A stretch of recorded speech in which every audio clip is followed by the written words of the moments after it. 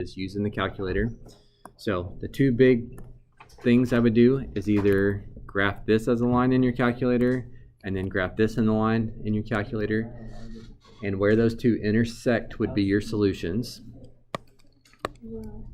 Or you could subtract this over and make it equal to 0, and then your solutions would be when y equals 0, which is x-intercepts. But typing this in the calculator, if you guys don't put this in correctly, you may not be asking your calculator to graph what you mean to graph, because your calculator follows order of operations very strictly. So you either have to put parentheses around your numerators and your denominators, or,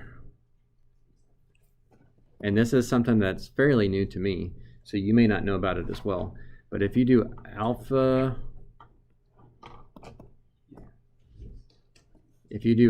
y equals, option 1 is asking it to type in a fraction, and if you do it that way, it looks more like what's on paper and you don't have a million parentheses everywhere. So alpha y equals option 1. It's not necessary, but you might try it. And I'm going to go ahead and subtract that over. So my solution should be x-intercepts, because that's when it would equal 0. So here's one, here's the other. Don't fall into the trap of just trying to use trace and get it close, because we have to be accurate within 3 decimal places. All of our FRQs always round to 3 decimal places. So in this calculate menu, second trace, if you pick 0, x-intercepts are also known as zeros. So left bound wants you to find a point to the left of that x-intercept before you hit enter. Right bound wants you to move the cursor to the right before you hit enter. And then you can hit enter to skip guess.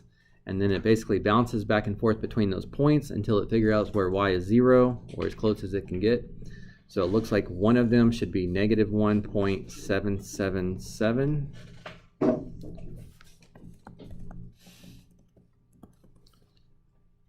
And then you got to do the same thing over here. Trace a 0. Make sure your cursor is somewhere to the left of it before you hit enter. Right bound, move your cursor somewhere to the right before you hit enter. Hit enter to skip guess, and then it will do the rest of the work for you. 4.277.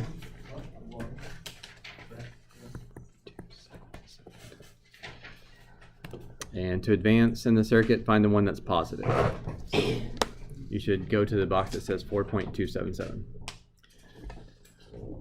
Okay, for those of you that were struggling with that one, is there anything else you need about that while it's still up here?